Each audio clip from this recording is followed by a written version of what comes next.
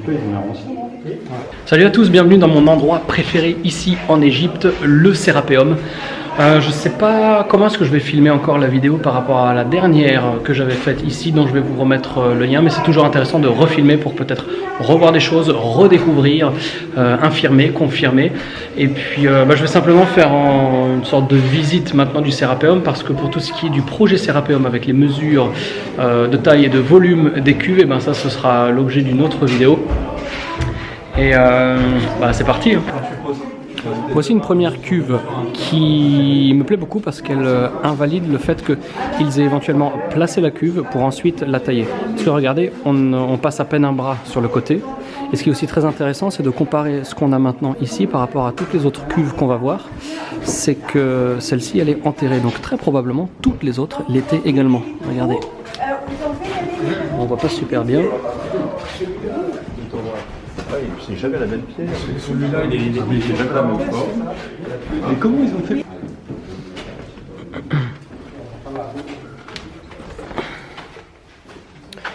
Ici sur le côté gauche, on voit bien toujours l'aspect renfoncé sous terre.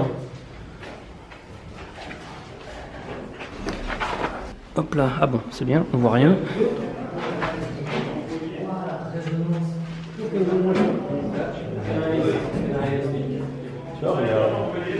C'était fini là à moitié.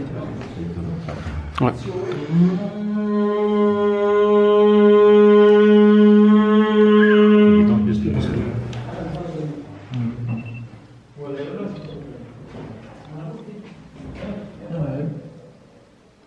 Donc vraiment l'enduit là qui a éclaboussé. Et...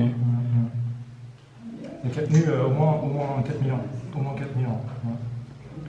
Et les traces d'enduit, on en trouve partout sur les couverts. Quand tu te mets en dessous et que tu regardes par ici, tu vois que ça a perlé, ça a goûté. C'est la même matière. La même matière. Donc c'est volontaire. C'est pas un accident de la pierre. Non, non, selon moi, les excroissances, elles sont liées à la technique d'extraction. Il y en aurait deux. Pardon? Il y en aurait deux. Souvent c'est sur les côtés. Oui. Il y en a des petites, il y en a des grandes, il y en a des... Ouais.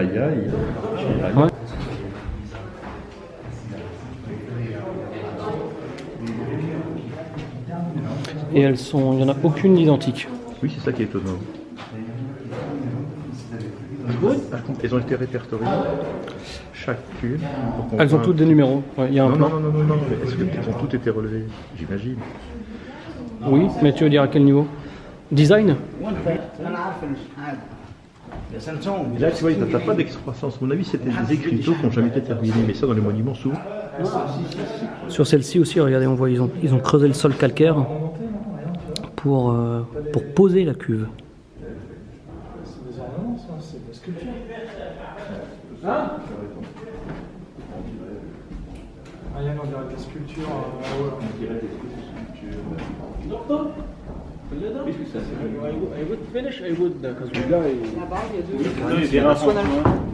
Ah, ça c'est du granit noir, donc ça vient de... Enfin, oui, c'est du granit noir, ça vient du Soudan. Du Soudan, t'as dit? Ouais, bois. Granit noir. Et où est-ce qu'elle est? Non, elle n'est pas encore là. Je vais vous montrer d'ailleurs la preuve qu'il n'y avait aucune vocation sépulcrale pour ces cuves. C'est que celle qui a été retrouvée scellée, fermée, elle a ensuite été explosée à la poudre à canon, et lorsqu'on est rentré dedans, eh bien on s'est rendu compte qu'il n'y avait rien du tout. Et vous allez la voir, elle est juste ici. Jorge? Ouais. Il est marié. Je te la tiens. Ça commence déjà. Je vais la mettre sur... Comme tu gommes la mer, tu la tiens. S'il vous plaît, vous êtes sur YouTube. Après, ils vont me striker la vidéo pour contenu inapproprié. Du coup, je me retourne pas, c'est qu'on ne m'identifie pas. Dit-il en se retournant, quoi. Faut les nourrir. Ça, tu fais. Ok, je te tiens Non, c'est super lisse.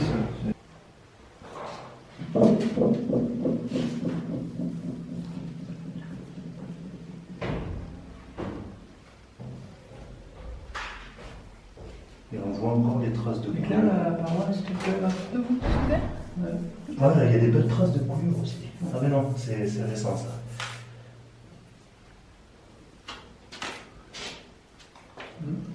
Tu veux aller au fond? Je te prends une photo.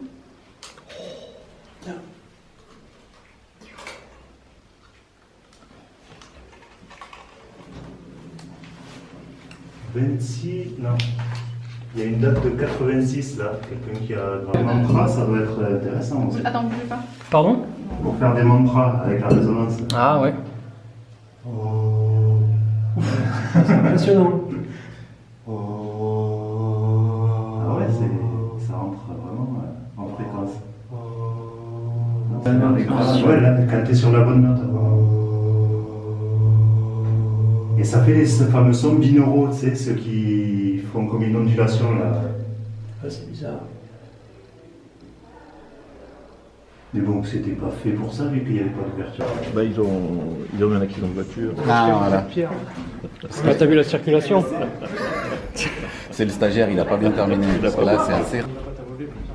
Ah oui, celui-là, il est creusé bizarrement. Hein. Je sais pas ce que c'est que ça. C'est peut-être l'éther. Les voyages dans l'éther qu'on faisait à partir de ces coups. Celui-là, il est énorme aussi, comme plus. Ah bah, sûr que c'est énorme. Mais comment ils ont fait venir ça du Soudan? Bah, c'est bien le problème. Si on savait, on ne serait pas là. Il y a des traces de Yann là, non? Des traces de Yann. Là sur le couvert. Mais oui, c'est cogné un peu partout. Tu veux voir les traces de pas? Non, c'est pas nous. C'est pas nous. Moi, je sais, mais je vais pas dire. Mais non, c'est la personne qui est venue pour nettoyer, pour qu'on puisse voir peut-être. Non, non, moi je sais qui c'est, mais je vais pas dire. Les sols en cabochon en France, c'est exactement ça. C'est qu'ils apportaient des pierres bien carrées, puis à chaque fois il y a les angles qui étaient cassés. Puis il y a un architecte un peu plus intelligent que les autres, il dit bah écoute, ce qu'on va faire, c'est on va couper les angles, on mettra un cabochon noir et comme ça on peut récupérer le matériau. C'était de l'économie de matériaux. Et c'est devenu décoratif. Mais à l'origine c'était la. Sur ces cuves, vous constaterez des boules négatives, des renfoncements, des formes qui donnent l'impression que la pierre fut, à un moment au moins, molle. Pour les expliquer, deux camps s'opposent.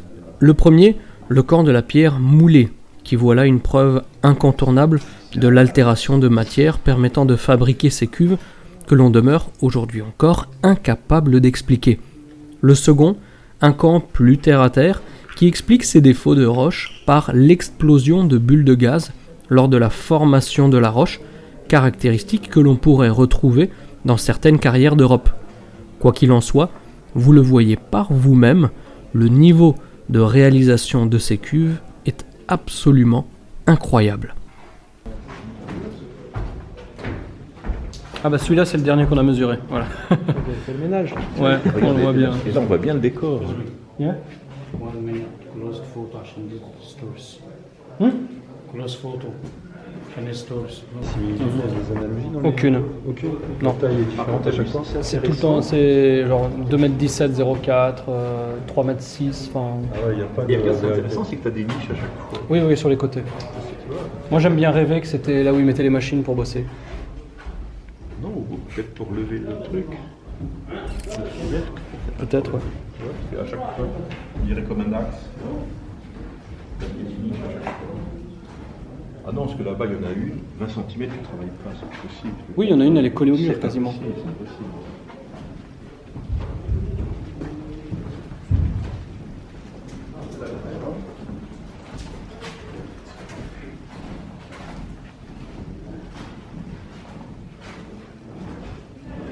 Et un des éléments les plus intéressants sur cette cuve, c'est justement la piètre qualité des hiéroglyphes que vous connaissez peut-être déjà si vous avez regardé les vidéos précédentes, mais c'est toujours bon de faire une petite piqûre de rappel et on va faire le tour de la cuve pour vous montrer ça en live.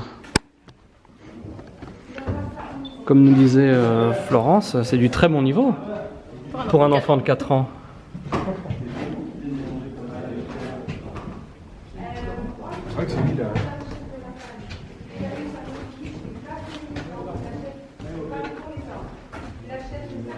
Oh, la gueule du serpent. Une vipère et un cobra.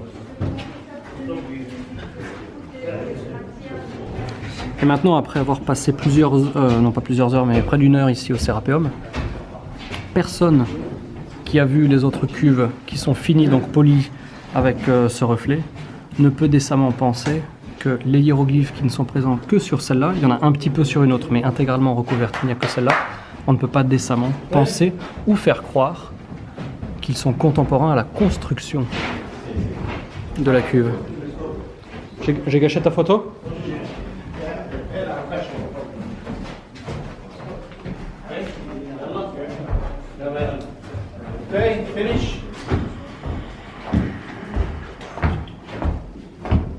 Il me dit bon alors. Et on va lui Et à chaque fois c'est le même cirque parce que je lui donne qu'à la fin. Tu sais. on va lui Tu sais que ça va être jackpot pour lui. Ouais. C'est connu comme le on loup. fera une caisse, on fera une masse.